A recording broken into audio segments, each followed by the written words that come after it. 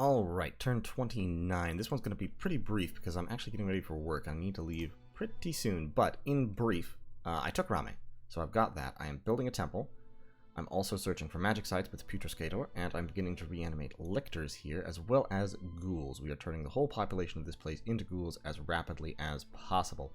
We're getting like close to 30 a turn, should be. Also, everybody is researching.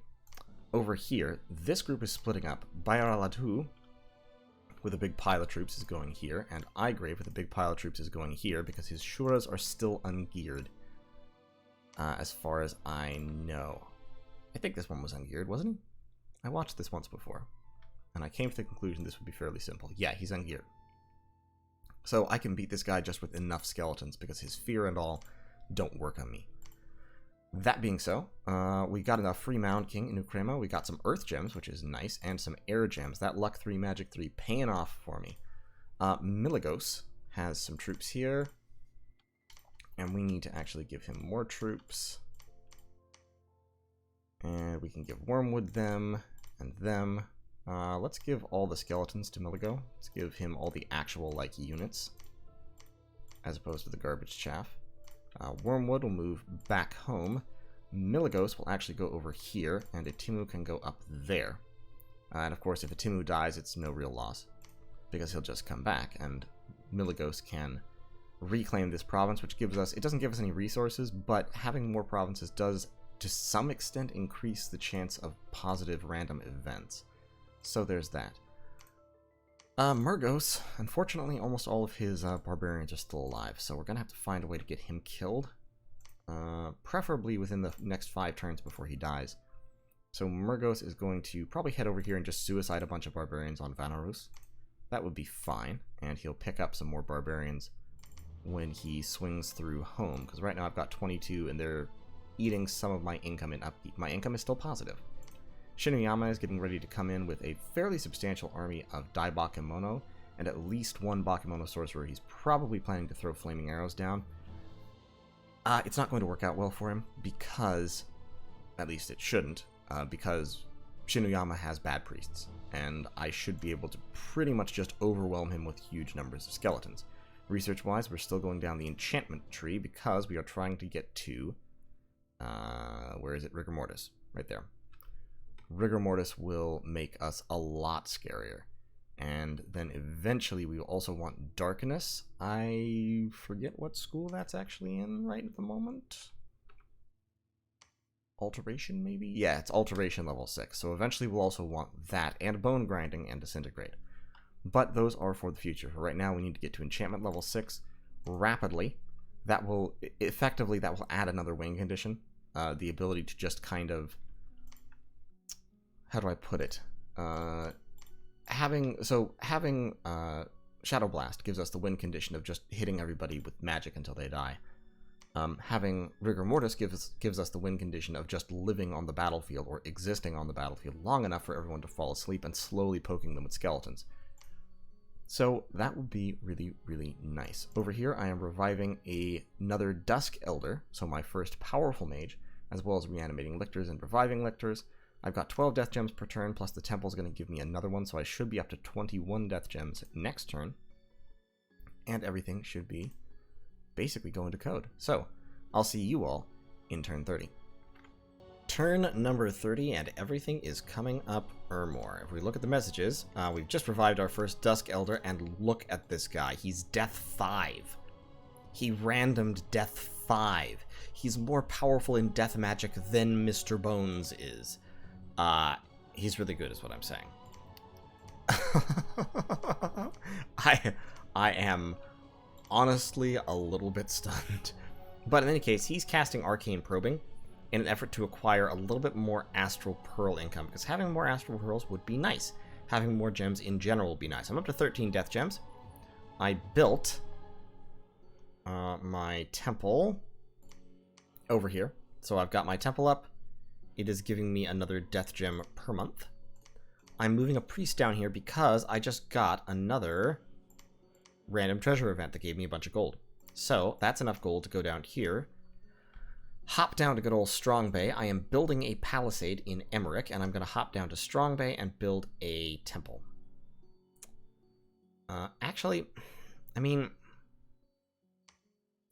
really what I should probably do is send somebody down to Emmerich, like Mike Ruzoth, send him down there and build a temple there.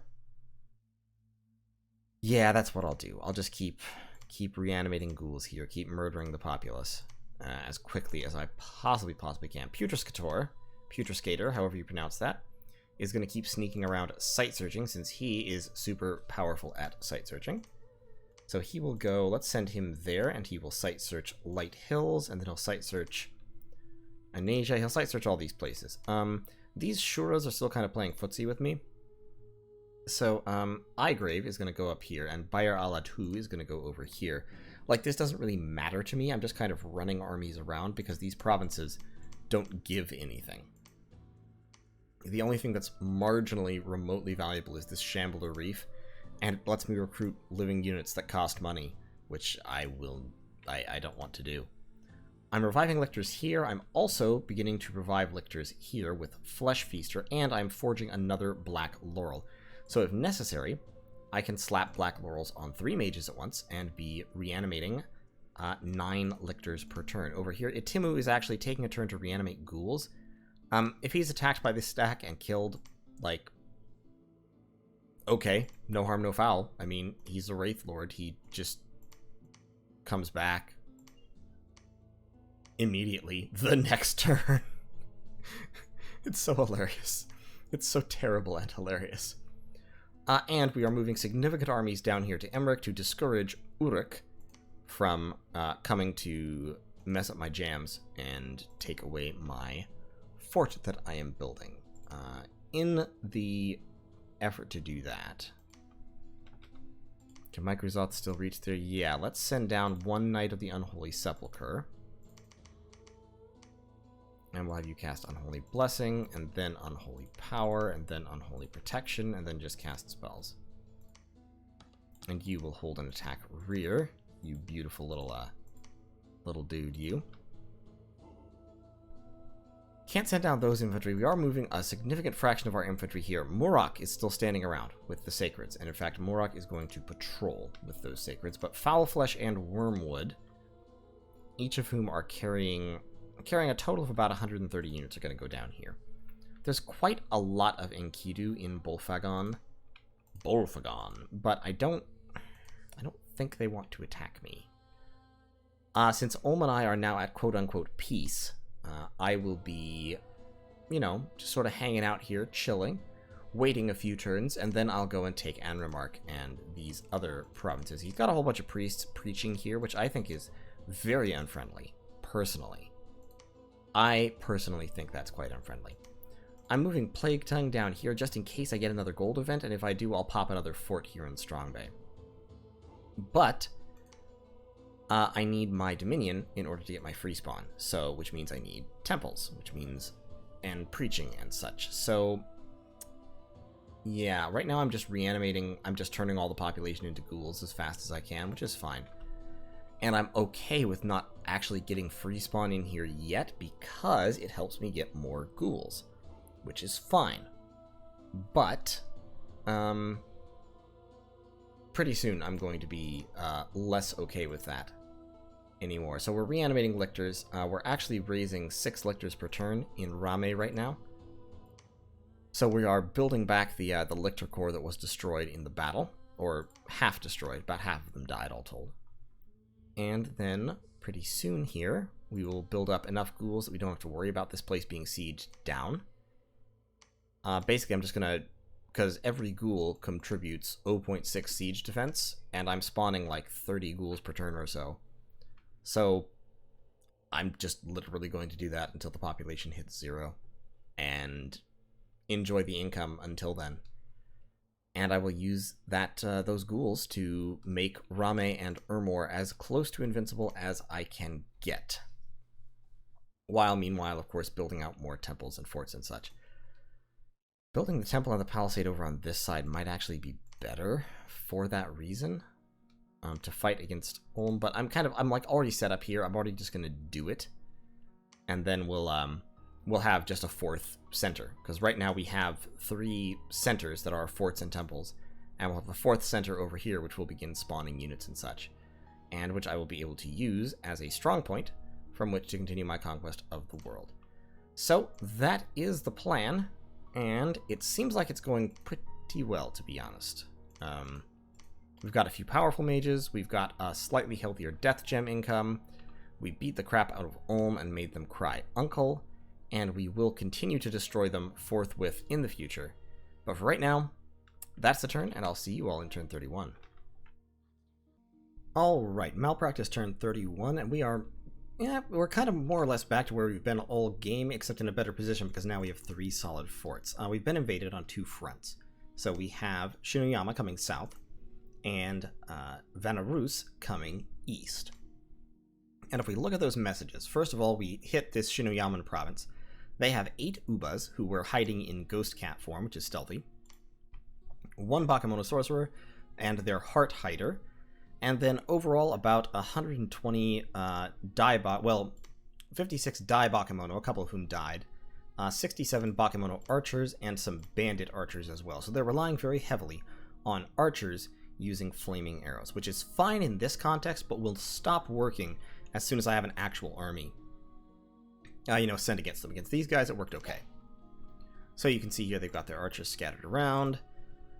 They've got a Bakemono General there. They've got Dimmak the Heart Hider. They've got their bandits right here. Over here they have their Ubas. This Uba's carrying water gems. I think at least a number of them are carrying water gems. So they may be planning to summon water elementals. They also have several endless bags of wine, so they came prepared with supplies.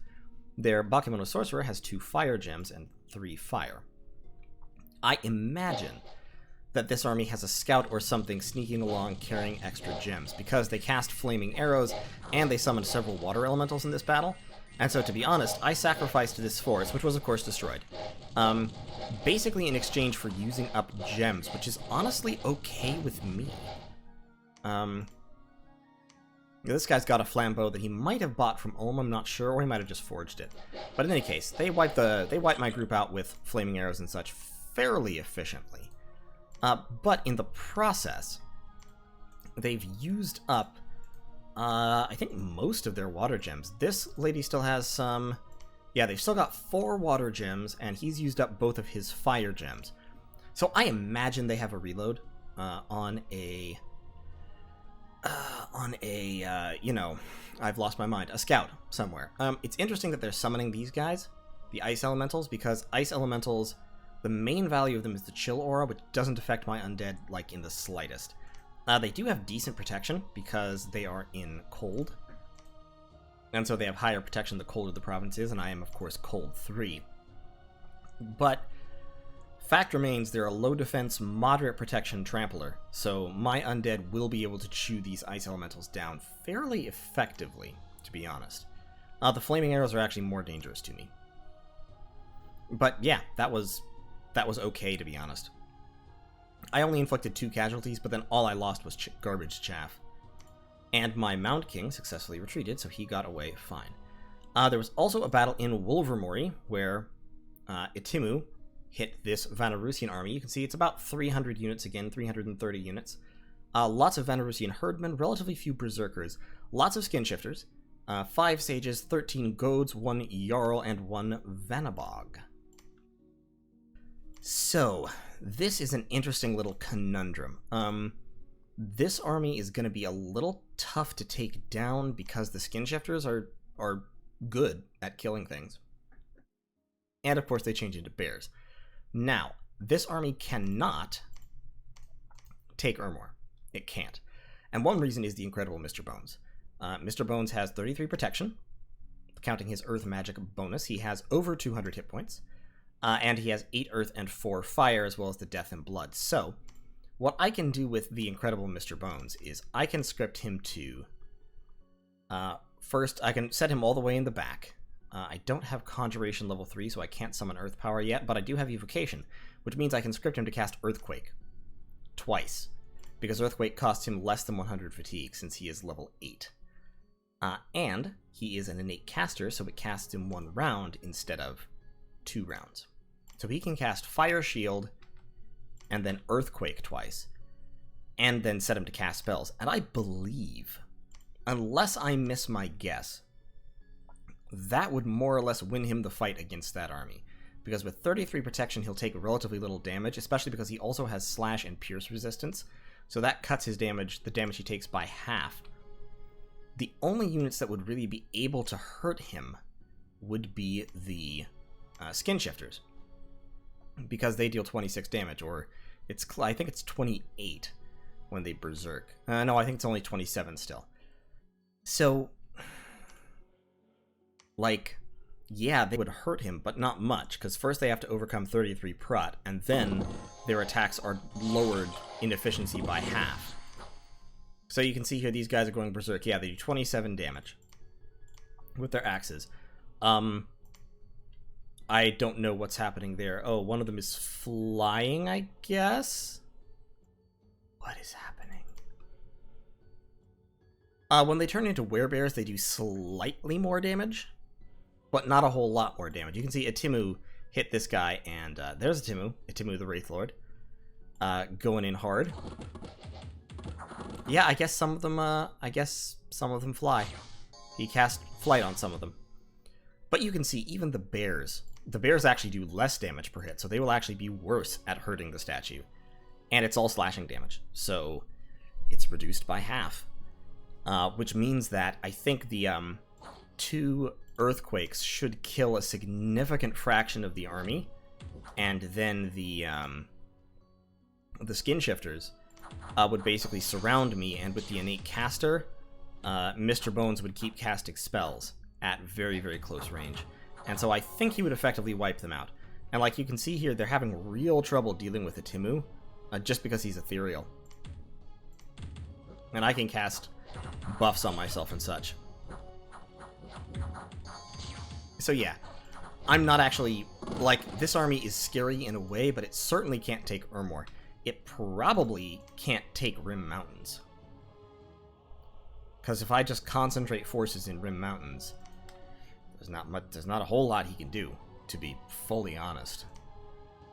So I'm moving most of my troops here back.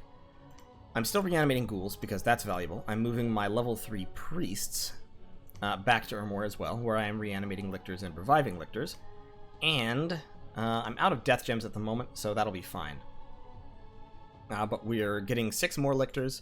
We have currently 30 here, plus 23 knights. We've got another 50 here, plus another 2 knights. So overall, we're back up to 80 lictors, plus the 6 more that we'll get this turn.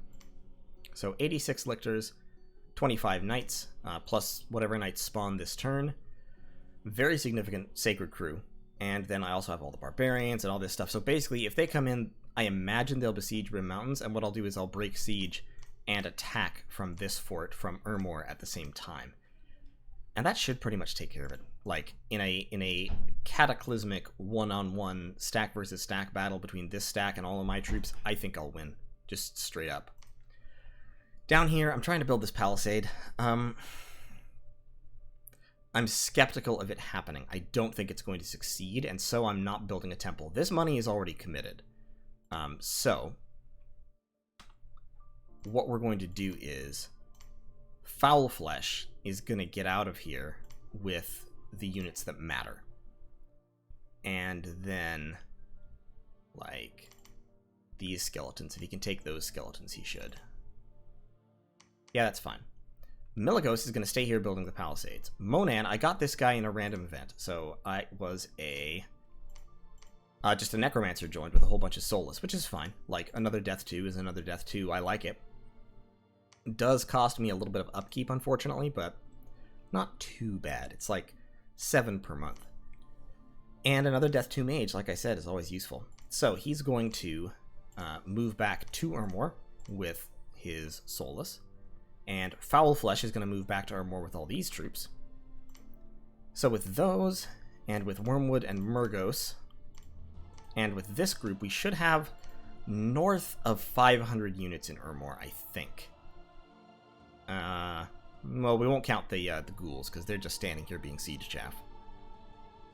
But we've already got about 100 mobile units, most of them sacreds.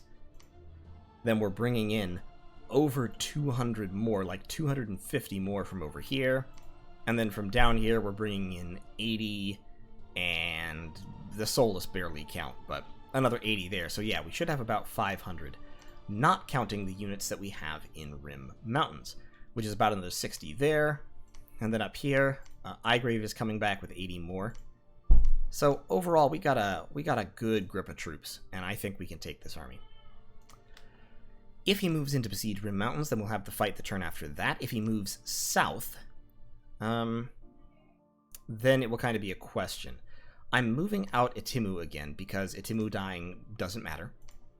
And so I'm just sending him back out. He's death 3, he can attack. Theoretically, he could throw like bolts of unlife, which might actually be more effective. I don't know. Or he could throw decay at people. I don't think that would be as useful as just charging into melee, to be honest. Like, he'd only get a couple of shots anyway. Yeah, just charge into melee. So Itimu will just continue doing the thing he's doing, where he charges into melee and tries to get around the rear to attack somebody. And what I'll do is actually, in order to make that more likely, I will send these skeletons with him. I will set them on line formation down here, and I will have them fire and keep distance so that they will attempt to drag the enemy with them, and they'll try to run away when the enemy gets close. So Itimu will move down there. If these guys move south, they'll run into him, and he may be able to drag some of them out of position enough to skate around and kill a commander or two, which would be amazing if he could do that. If not, then all I've lost is Itimu and like 20 random skeletons, which is not a big problem. So, let's actually take these guys out because they have no ranged weapons. And I think this only works if you have ranged weapons. So yeah, that'll be that plan. Everybody else is just waiting and or patrolling. Over here, these guys should be patrolling. Actually, they should not be patrolling. They should be defending in case he moves in the stack so that they can fight with the stack. I don't know what this army plans to do. I imagine there's some negotiation going on between the two of them right now because, of course, these armies cannot go to the same places.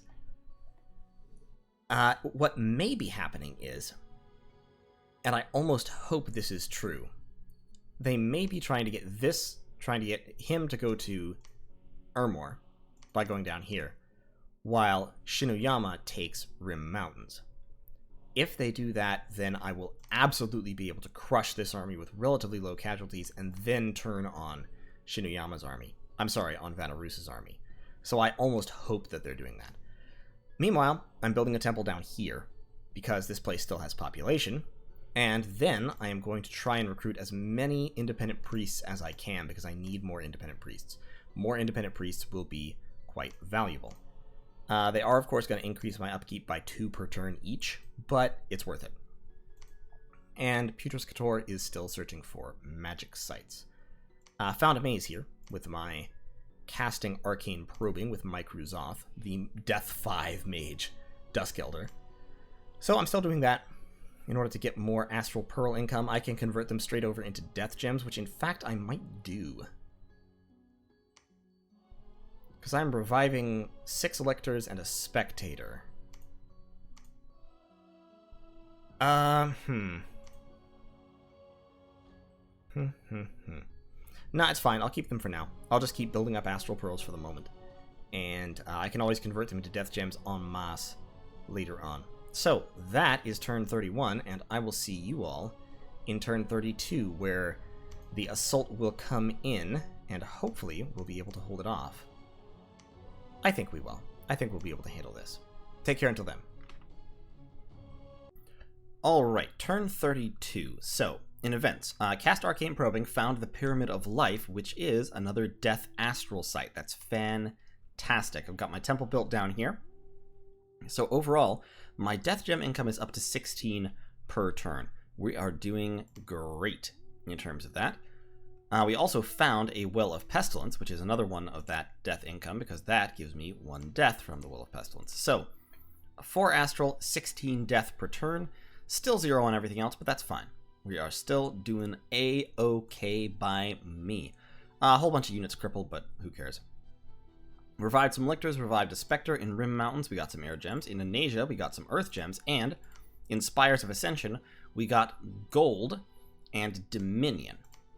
Unrest went up, but who cares about Unrest? Not me. All it does is reduce income, which I don't get any of anyway.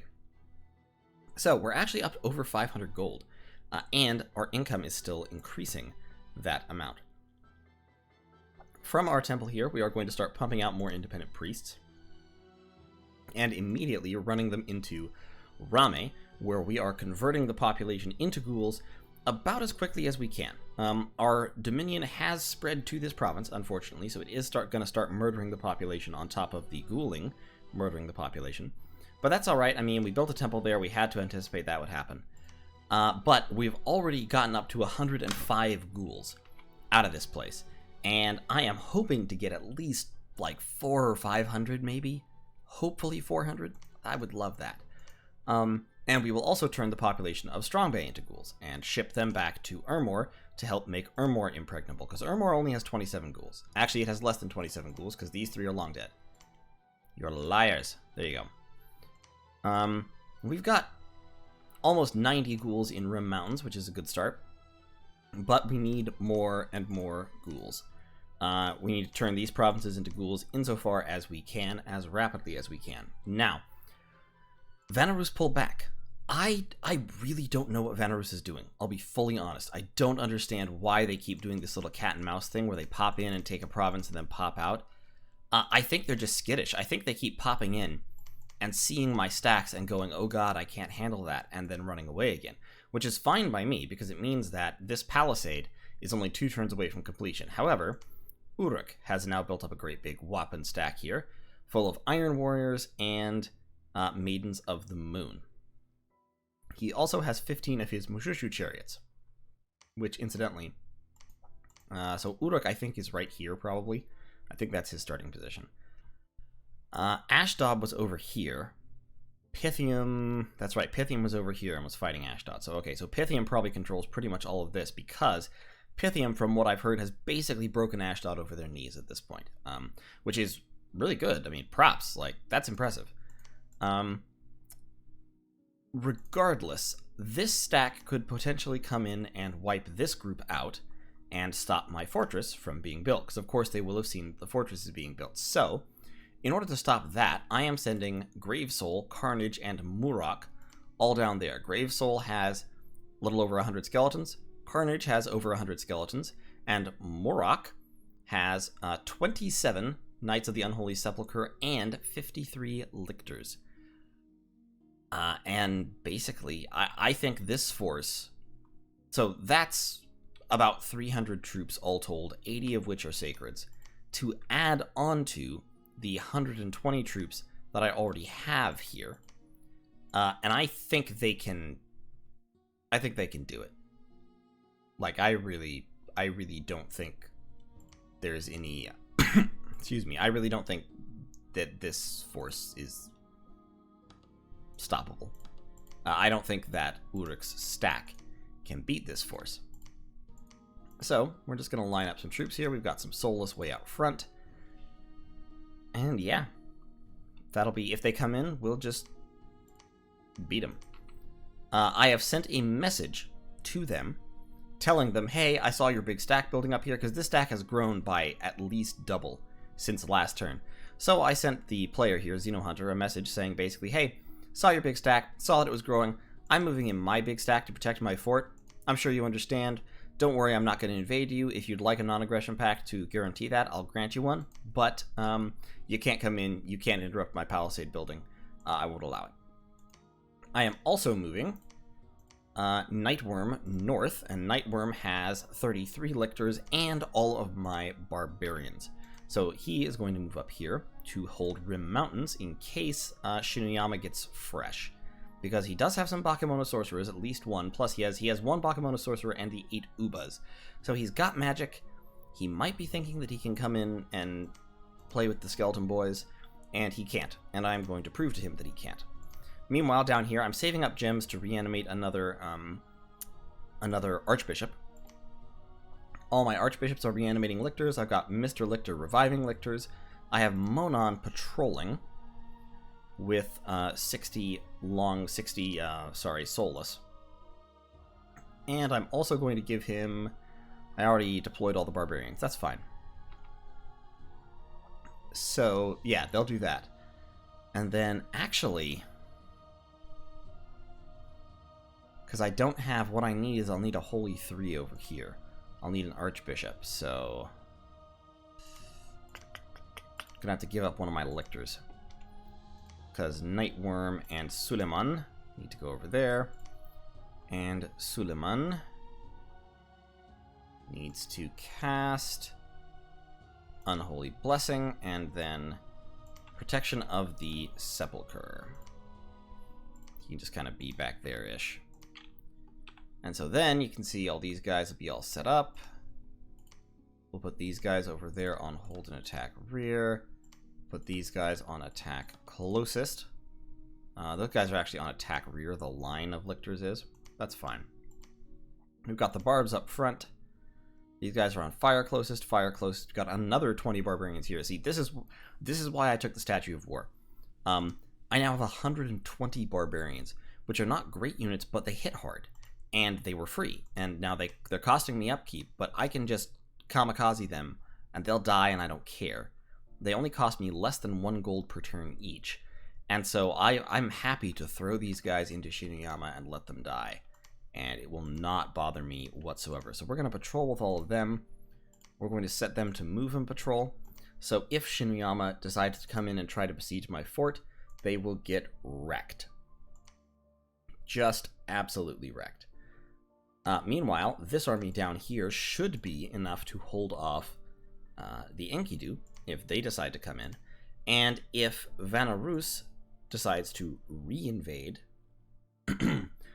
this army should be able to hold off either stack, and I can pull these troops back to Ermor if necessary in order to provide a bulwark, and then I can move that stack as a whole to defeat any army that attacks the Rim Mountains or Ermor. Meanwhile, of course, I'm still pumping out more and more ghouls over here. I'm going to make this fortress just impregnable. I'm going to make this fort...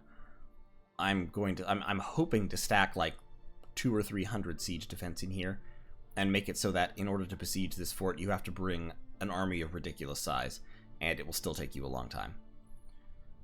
And then I'll be shipping ghouls back over here to defend Ermor and Rim Mountains, and as soon as I get this fort built, I'll also be garrisoning this fortress in Emmerich. So overall, things are going really well. Putrascator, sorry, whatever, however you want to pronounce that, he needs to go up there is my point. Still casting Arcane Probing on Rim Mountains, which is... where's Rim Mountains again? Oh, right, I'm casting it on my fort, duh. Putrascator is going to go up here and search for sites, and then he'll go here and search for sites, and he'll also hit Rim Mountains and search for sites, because he can search for fire, which my Arcane Probing can't search for. And yeah, it'll be, I think it'll be a really good time. I think we're doing well. I need to get in contact with Yis again, because I don't know what their plan is. But hopefully nothing nefarious. So far, they seem content to stay in their lake. So yeah. Overall, I'm actually very satisfied with how we're doing. I am definitely going to need to go back to war with Ulm at some point here and take this. But I did already take a full-fledged fortress from them. And what I may need to do first is I may need to gather my undead legions and march over here and take Fogic from Vanarus. I don't know where Vanarus's capital is exactly. It's probably over here-ish. But taking Fogic from Vanarus would kind of break me out in a big way. Because if I take that, then I'm I'm free on this side. I don't have this fort and temple in my way. And so I can crack that and do some good there. I'll probably need a little bit more magic before I can sufficiently accomplish that. Shadow Blast will definitely help, but it may not be definitive. It may not be good enough. Now, Uruk, wrong button again. Uruk is a little bit... come on, man. Come on, me. Uruk does have a lot of priests and strong ones. So the Erishtingars are level 2. He's got level 2s there. The N2s are level 3. And he has level 1s just recruitable everywhere very, very cheap. The Nins and the Galas and the Naditus, his communion slaves, are level 1 priests, so he can do holy communions that will be very punishing. The Gurus are level 1 priests. The Ashipus, which are disease healers, are level 1 priests. Taking these people along with his army can make sure that he avoids the worst effects of starvation. He's got lots and lots of priest options. So I am definitely, in order to fight him, I'm definitely going to need multiple Holy Threes, spamming Protection of the Sepulchre and the other spells. And I'm definitely going to need a lot of Sacreds with their high magic resistance. So that's going to be vital to fighting Uruk. And of course I'll need lots of lictors anyway. Fortunately, my lictor production is very, very fast at this point, and if I want to, I can make it faster. Like, I already have now more lictors than I did when I took Rame, which was, what, 4 turns ago, something like that? Because I've got 90, about 90 here, 53, 33, 86 here, and I've got 3 there. So yeah, I'm up to about 90 all told. And I'm producing, 8 more this turn, without dedicating... Actually, I'm sorry, I'm producing 11 more this turn. And I have a 3rd hat that Splitskull is wearing that is not even in use. In fact, what the hell? I'll use it. I'll revive more lictors. I don't even care. I can revive 14 lictors per turn. Easily, and still have plenty of death gems. So I did, full disclosure, I did alchemize some death gems. Because I had some water gems and stuff sitting around that I had no possible use for, so I turned them into pearls, and then I turned them into death gems, because I'm not using pearls yet, because I don't have much by way of astral magic except for Putrescate ore, and I don't have construction research, and I don't plan to have construction research for a little while yet. So my point is, I'm doing great in terms of death gems, I'm doing great in terms of troops. My empire is very, very small, but for Ermor, that barely matters. So I am doing fine, feeling good, frosty fresh. Yeah, it's a good time. Might turn around any time now. Like, this army might have a lot more holy support than I think, and it might move in and crush my whole stack. I would be super sad if that happens. But hopefully it won't. I don't think it will. I've got a Timu coming down. I've got a total of close to 500 units or more. And a lot of them are sacreds. So I think I can do it. If I wanted to be really, really super secure, or even more secure, then I would give Nightworm's barbarians to somebody else. And I would bring him along with 30 more lictors. But I want those guys to be here just in case, because this army is also a little bit... It's not as dangerous, but it's still a little bit dangerous. I mean, it's got flaming arrows and stuff, so...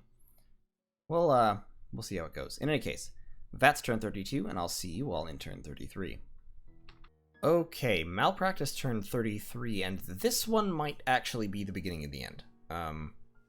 In Rame, Ulm bounced a little probe team off me, and didn't accomplish anything. However, in Emmerich, Uruk did in fact bring their stack in, as I was afraid they would, and they ran into my much larger defensive stack. So let's see how this went. They've got a big old line of Maidens of the Moon, which are formation fighters, sacred hoplite equivalents, up front. Behind them, they've got some Enkidu Iron Warriors who do Berserk. Behind them, they've got a big whopping line of Mushushu Chariots, which are expensive, capital-only, limited recruitment, well, chariots. And they are pretty solid, especially because when they die, the Mushushu actually remains. The Charioteer is killed first, and then the Mushushu stays there. Behind them, big block of Enkidu Warriors, and a big block of Magi. They've got a lot of Mashmashu here, which are their powerful, I think one of their most powerful mages, which have very high level Astral, and then Nature and a Random, if I recall correctly. They've got an Ashipu, which is a level 1 priest that can communion. They've got an Entu, who is a level 3 priest who can communion. They've also got some Gurus, who are level 1 priests, and some Ensis, who are level 2 priests, a couple of them. So lots and lots of priest power here. They've also got a Nin, who's another level 1 priest with Astral 1. An Erishtingar, level 2 priest, a Naditu level 1 priest, and another Erishtinger level 2 priest. In the back, then, they have a line of Enkidu archers and Enkidu heavy archers, which are the same, except Enkidu heavy archers wear a hat. So, on my side, I have skeletons. Many skeletons.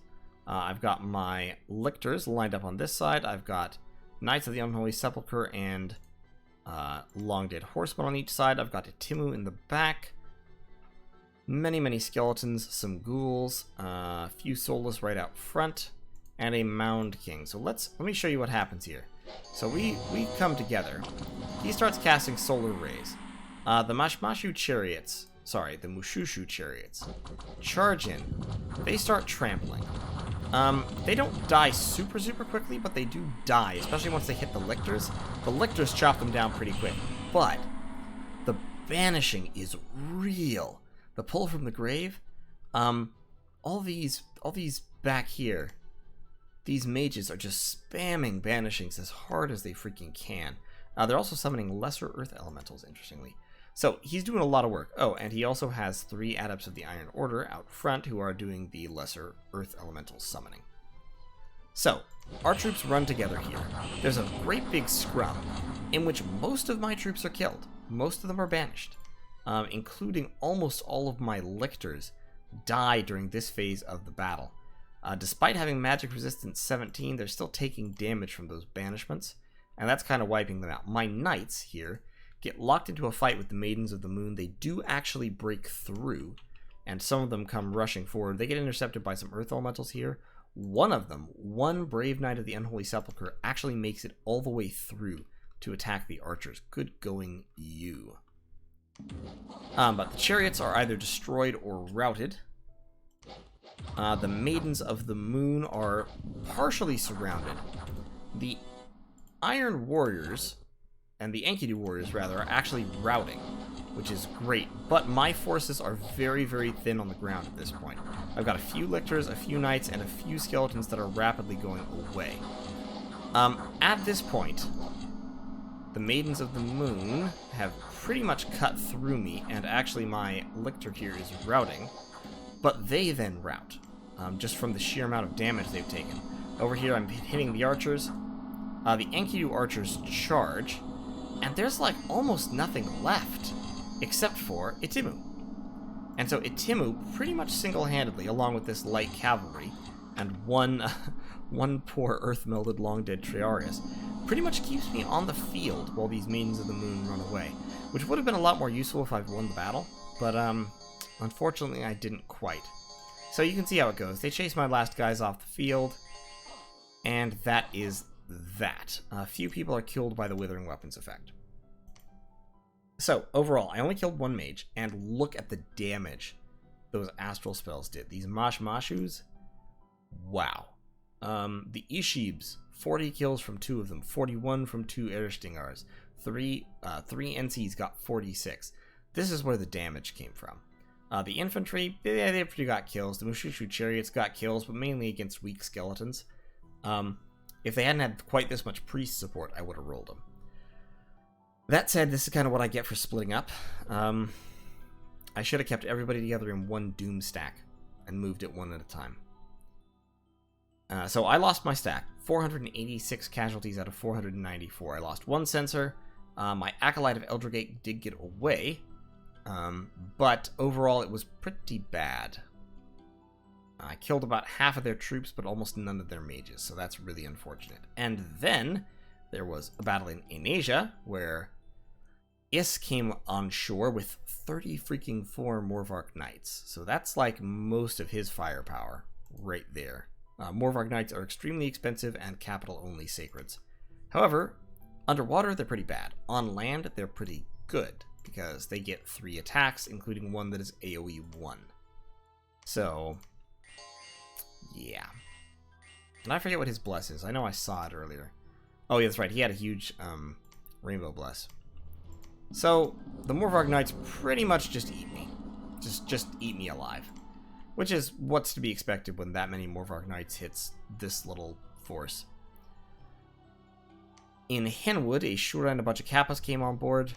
came ashore, drove me off, and then in Rim Mountains, the army of Shinuyama hit my patrollers, and they actually did shockingly well. I was anticipating doing better than this, but the flaming arrows, combined with just a little bit of distraction, did a ton of damage. My barbarians routed before contact, my lictors stayed in a pack and did make contact and routed off these bakemonos, but then routed themselves due to army losses, because my skeletons were effectively destroyed. He also did throw down Howl to help himself, which is, you know, to be expected. So, I inflicted almost no damage for all the casualties I took here. Including losing pretty much all of my lictors, and more critically, I lost an archbishop. So that is a huge problem. So, I'm now under siege in Rim Mountains. Troop-wise, that was the vast majority of my troops killed, and this is why I say I should have kept them together in one doom stack. One massive doom stack containing all of these units could have won either fight.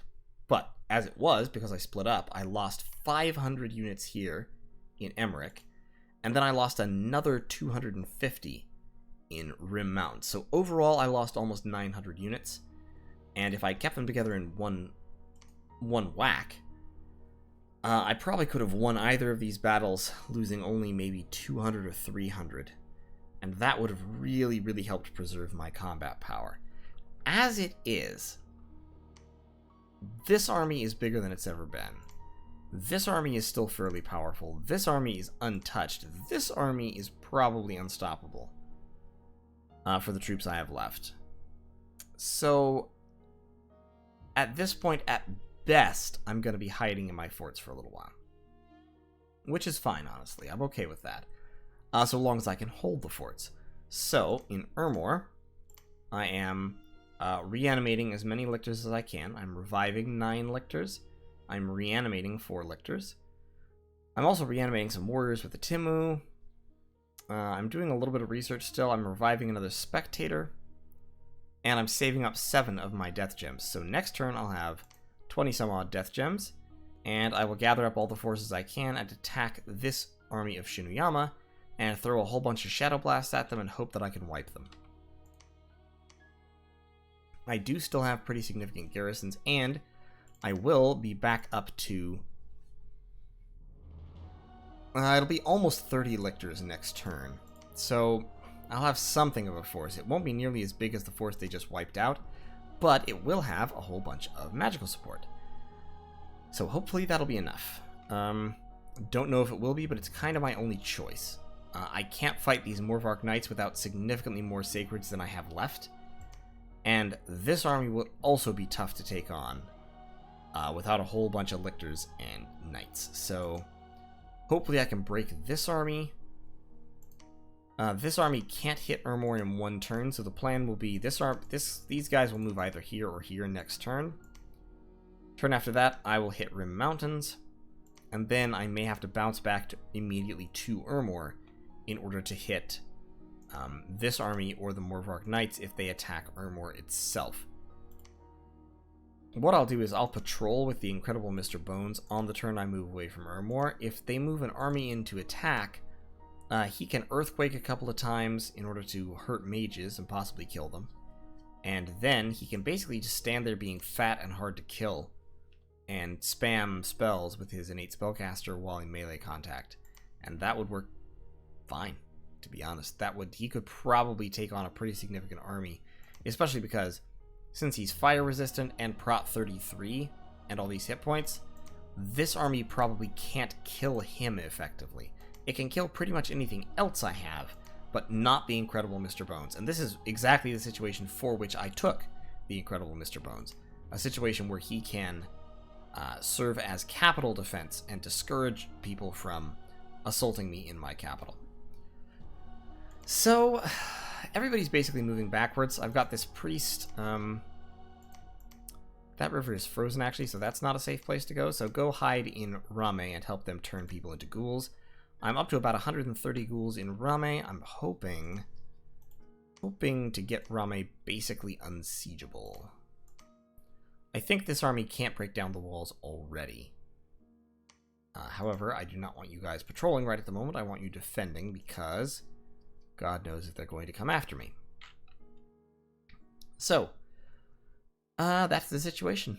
It's an interesting one. I am in trouble, and we will see if this is the end of Ermor, if this is the end of Mr. Bones' wild ride. But hopefully not. Hopefully I can make my way out of this. The only way... Diplomacy is not succeeding here. I've attempted diplomacy with all of these individuals, and they are not having it any longer. It's been too long. They have decided that it's time for Ermor to be removed, which is fair. I can't really blame them for that. But it does mean that I'm going to have to defeat all three of these armies, plus probably this stack, in order to win myself any more breathing room. Given that I just lost 2 major battles and inflicted not nearly enough casualties, that is a tall order. But it might be one I can pull off. It will just depend. It'll just depend indeed. I'm rushing down enchantment to try and get enchantment level 5. I am actually going to patrol with the incredible Mr. Bones this turn, in case those Morvark Knights attack me. Do Morvark Knights have fire resistance? They do. They are fire resistant 5. Unfortunate. And of course, they also have a crazy high defense skill, so Earthquake is unlikely to actually hit them. It will hurt them once it hits them, because it's armor piercing and their protection is not super, super high.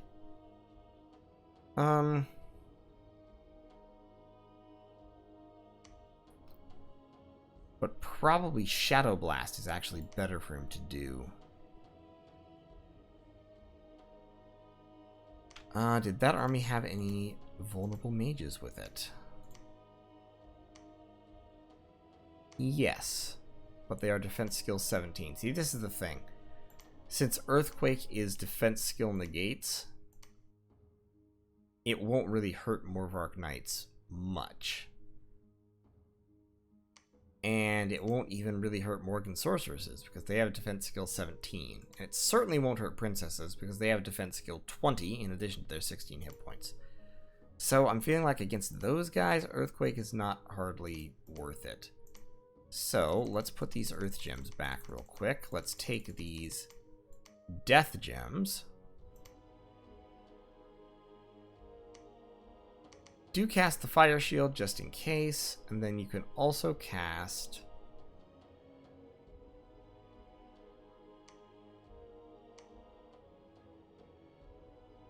Yeah, I think Shadow Blast. Range 35 plus. Yeah, just script up as many Shadow Blasts as you can. And we'll give you all the Barbarians. And all the Lictors. Going to be right there, and the Lictors are going to be behind you on Hold and Attack Cavalry. All the Barbarians are like way over there on the side somewhere being a nuisance. Actually, no, they should be directly in front in order to draw aggro into the center so that when they rush up, they will all go by the incredible Mr. Bones and get stuck fighting him instead of charging the Lictors directly. Great. Sounds like a plan. And since I'm not earthquaking, I can actually bring all of this chaff with me. Well, I say all this chaff, I mean this chaff such as it is, which is not much. Not much at all. Well, we'll see how it goes. Mr. Bones himself is extremely potent, and so might be able to take this army on if it attacks this turn. He can definitely take that army on, because all they can do is summon wolves, basically, and wolves will pretty much immolate on his fire shield. They could also shoot arrows at him and then eventually go into melee, but that's likewise a losing combination. So if anybody moves into Ermor this turn, I'm fairly confident he'll win. Sort of like 50-50 or so against this army. Quite confident against this army. So that is going to be the turn, I think. I do have a Timu back. He's reanimating long dead warriors right now, but...